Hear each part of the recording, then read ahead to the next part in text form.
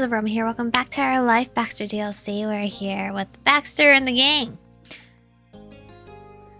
Where is it? The front legs of Terry's chair hit the floor with a thunk. As Miranda waited for her boyfriend's brain to catch up with the conversation, she reached for her glass and took another swig of wine. Terry looked like he was trying to solve an extremely difficult mental math problem, while all power of language having evaporated. Miranda simply patted his leg, looked into his eyes and smiled sweetly. He let out a silent shout in your head, and I wanted to interrupt whatever moment the two were now having. Miranda hadn't proposed at her brother's wedding, but it was a heck of a hint. Baxter put a finger thoughtfully to his lips, fighting to hide the way the corner of his mouth were curling upwards. Perhaps I could consider introducing a loyalty card system. I certainly appreciate a returning customer. Miranda had now laced her fingers together with Terry's, who was still unresponsive to external stimuli. Cole giggled and leaned in to speak quietly to you. I wasn't here for a week. What happened? A lot. You didn't get a chance to elaborate. Baxter Machiko, I was looking for you. I know what you did. Aww. He's so happy. Scott had a healthy flush to his face, his eyes bright and enthusiastic. It didn't match the almost sincere choice of words. Jude appeared at his husband's right elbow. You made that cake. Yep. Last night. Scott's eyebrows and voice rose in unison, his tone modulating a few octaves upwards in incredulousness. What? Last night? You can't be serious. What were you thinking? You and Baxter nearly fell over each other trying to assure Scott that it hadn't been too much trouble, that you had volunteered your time, and besides, you were both old hands at baking by now. Out of the corner of your eye, you noticed Cole paying attention, a look of comprehension dawning on his face. The source of your earlier agitation had finally been relieved. With enough reassurance from the pair of you, Scott's concern was mollified enough for him to round his way back to thanking you again. It was a highlight of the day, honestly. That's wonderful. You're too kind, Scott. It's been more than worthwhile. As long as you're satisfied, I couldn't be happier. You're welcome. Thanks. It was just perfect. The cake, the ceremony. His voice is getting strained with emotion. He broke off in favor of taking Jude's hand again. We won't forget it. Right, Grant? A vigorous shake of the head from Grant. Cool. Well, here Jude reached over and clapped a hand to Baxter's shoulder. We owe you. For real, you made this happen. Thank you. Thank you all. There was another round of your welcomes, and don't mention it, before Baxter made his excuses and promptly vanished. Jude watched him leave, arms folded. No clue. I don't get that, dude. He's got a head for dealing with stuff. He handled me and Scott's issues. Why can't he do it for himself? You're asking the question everyone wants to know. You, Cove, Miranda, and Terry all swapped a series of silent, sidelong looks. For having only known Baxter a week, Jude's perception was uncannily accurate. What could he even say in rebuttal? Jude didn't pay you any mind, nor did he retract his statement. He merely shrugged with one shoulder, the fingers of his hands flinging out in a universal, well, whatever kind of gesture.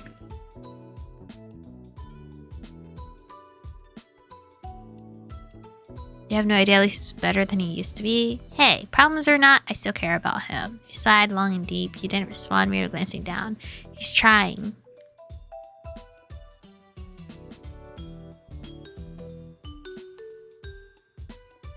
He's trying. What else am I supposed to say? I mean, I do still care about him, but like that seems like not the time to be saying that, right? Right?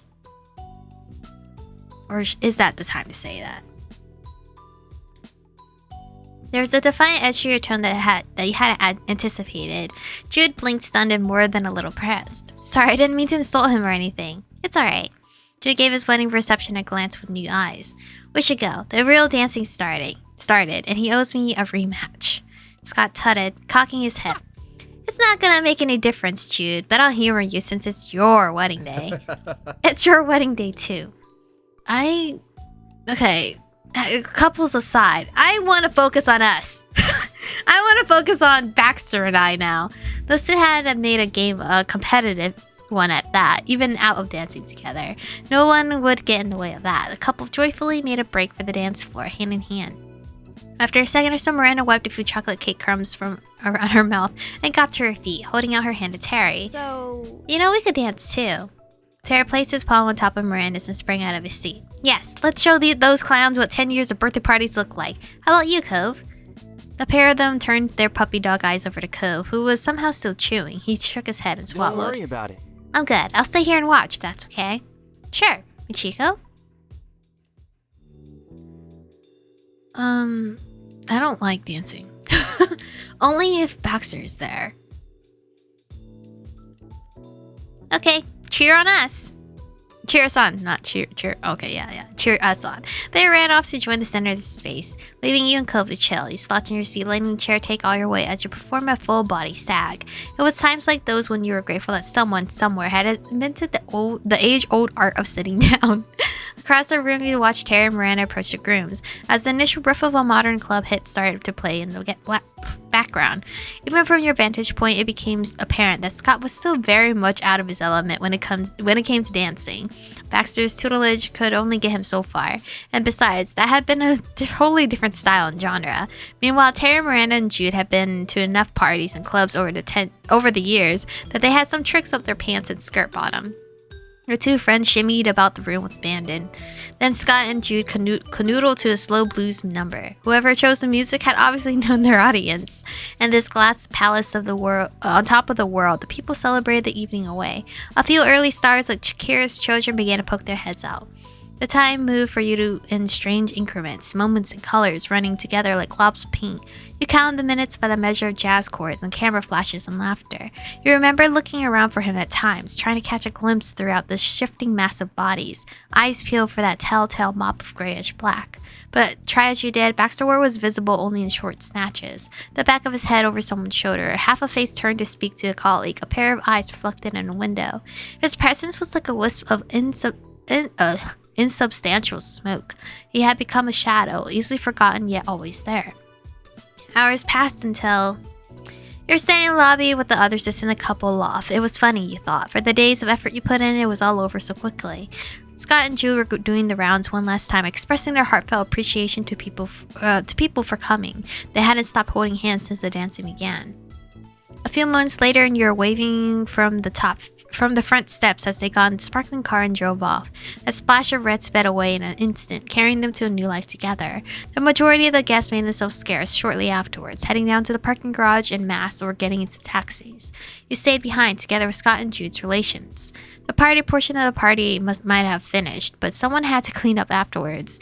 You leaned against the wall of the elevator on the way back up to the hall, half tired, half relieved. One good thing about the event being over was that you didn't have to worry about it anymore. Your doors opened once again, you stepped out into the wedding hall. Cove, Miranda, and Tara were at the dining tables, busily stripping them down. Hey! Over here! You were beckoned to join them as soon as you were scooping up garbage and folding tablecloths in earnest. It was almost a cliche at this point, but you once again found yourself recalling a similar occasion years before. It was just like when you stayed behind to clear up after Miranda's birthday party. It had felt the same way then, the strange mix of emptiness and satisfaction. Casting your eyes about the room, you realized that wasn't the only common thread. Like before, there was one member of your ragtag group who wasn't present. Baxter was down on the opposite end of the room, still rushing to and fro between various groups of staff, keeping himself occupied. You decided not to get in his way, not while he was busy. The moment would come eventually. You've been hoping to spend some time together. The wedding might be over, but you still wanted to dance. You needed to talk now that the big event was done with. Someone needed to thank him for his part in all this.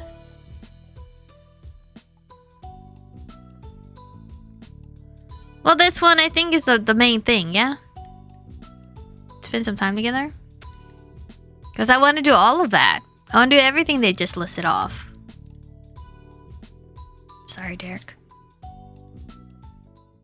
You resigned yourself to waiting. The trouble was, it took a lot longer than you anticipated. Once all the trash had been cleared away, he had started vacuuming the floors. How did he find that? And when you finished with the decorations, he was in the middle of moving stacks of chairs over to the elevators. He passed close by as you were beginning to pack the wedding cake, so you tried to catch his eye, but all that you got was a perfunctory what the fuck? Smile and a tilt of the head before he sped away again. Your heart sank as you turned back to what was left of the groom's cake, which you were slicing to pack into a container storage container. You wouldn't ignore Baxter, but the same clearly wasn't true for him. He hadn't spoken to you since that one time during the reception. It couldn't be a coincidence. For some reason or another, he'd been avoiding all of you, or maybe you specifically. Motherfucker! I am about to leave. I was only here for a week for this wedding. Better get your shit together right now. It was getting kind of ridiculous. There was almost nobody left in the room. By now, it was you, Cove, Miranda, and Terry, and some employees from the building itself, and Baxter. Everyone else had gone. Time was running out. If he left before you had the chance to speak, there was no knowing whether you'd get another. You might never see him again. Well, Baxter said that we would talk. Now, was that bullshit? If it is, I'm brokenhearted. Like, I'm so heartbroken. You look down at the cake that you made, the last evidence of your collaboration, maybe even your friendship, and you were cutting it to pieces and putting it away in a box. How symbolic. You carried on slicing, ruminating on this thought in silence. It was hard to say how you felt about it. Sure, you accepted this sort of behavior in the past, but now... Take a break. The sound of Miranda's voice pulled you out of your mental quagmire. What the fuck? That's a real word. That's not just a character's name. Or did I pronounce it wrong? You've been so focused on Baxter's usual strangeness that you hadn't registered her talking. One look at the surprise in your face was enough for Randy to know you've been a million miles away. She tapped the table in front of you. I can't finish up here, Michiko. You've been going for ages, and you were up all night too. Her white eyes were worried when you looked up into them, and there was a slight pinch in her forehead. Yeah, you should take it easy. Terry's head popped into view from behind Miranda, his expression of concern an exact replica of hers. It was so cute, the way they had gradually taken on each other's mannerisms over the years. Leave something for Cove to do for once. He's gotta earn that 5th slice of cake. There was a yelp of indignation as, last but not least, Cove made his appearance over Terry's shoulder. The sight of the three of them lined up in height order like that was comical. Cove's face was a little pouty, his tone defensive. It wasn't like I didn't want to help out Terry, and besides, it wouldn't be my 5th. It would be, let's see. He trailed off, his gaze drifting up to one side as he silently counted on his fingers. As the unit Terry and Miranda rolled their eyes, seeming to realize his mistake, Cove dropped his hands. Anyway, they're right about the break, Michiko. You can leave the rest to me, okay? Oh. At this, Miranda pulled up a chair next to yours and sat down. Wow. Leave it all to you, Cove. That's so nice. Huh? Well, thanks for offering, buddy. It's been such a long day after all. Terry stretched wide and made a ridiculously exaggerated yawning sound before plopping down into Miranda's lap and putting an arm around her shoulder. They both grinned at Cove with all their teeth. Hey! I didn't mean that. Stifling a laugh, you got up to leave. Your friends were probably right. You needed to give the wedding work a rest. You had other things on your mind anyway. You patted Cove sympathetically on the shoulder as you headed for the far end of the wedding hall in the direction of a certain someone. Oh, I'm just outright going to him. I thought it was going to be elusive and just like stare out the window and wait for him to come to me. For the past half hour or so, Baxter had visibly struggled to stay preoccupied. Almost nobody remained for him to give instructions to. There were no more chairs to stack or tables to clear.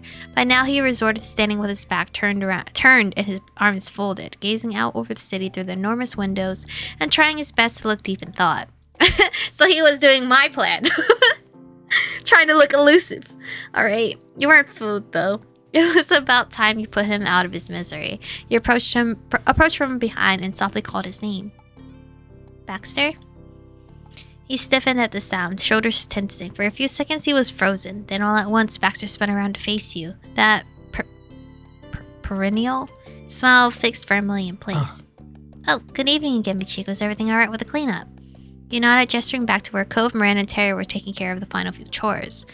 I see. It's good everything is in hands with respect to the tidying up. You have been a great help. That didn't bode well. Baxter was as amicable as ever, but his body language was closed off, his tone light in a way you'd long ago learned was his way of establishing a sense of distance. You inched a little closer, expressing your intent to stay right where you were. This conversation wasn't over with the pleasantry. The slight hunch returned to his shoulders. Well, since I have you for a minute, I wanted to mention it earlier, but there wasn't a convenient moment. Lovely. Your outfit. You look wonderful. Don't flatter me now, bro. Your sense of style is very tasteful. You were truly a showstopper all to yourself. Though I guess it shouldn't be a surprise at this point. It was true years ago, and it is even more so now. He was talking quickly. His eyes never seemed to settle in one place for long. In spite of all the compliments, you found that all of it washed over you without making much of an impression. More than anything, you were disappointed. Baxter was deflecting, and doing so in the only way he knew how. It might have been funny to you once. I won't keep you any longer. I'm sure you'd appreciate a chance to relax after a tiring week. Are you running again? This is so toxic. Before you could react, he was stepping away from the window. An instant he was in line with you, and another he had passed. You knew how this whole song and dance went. Had led you through it once before. Motherfucker. I fell into the trap again. You tried your hardest, but it was Baxter who wasn't willing to meet you halfway. Then there was nothing to be done. This is so crazy. Bro, this is fate though. Do you not understand? Are you afraid to fall in love? I think you're afraid. I think you're afraid to not have control.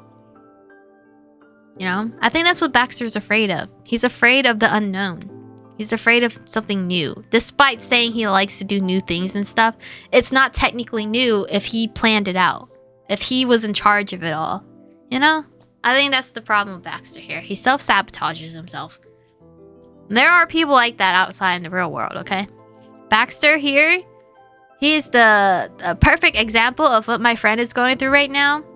My friend being our main character, and the person that they like being Baxter. And it's so frustrating seeing it and hearing it from a outside party. Just watching them too. It's like, motherfucker, if you don't fucking just be honest. Alright? What the fuck, bro? Anyway. If you're like Baxter, please do not. Okay? The person you love truly loves you. Just take the jump. And like,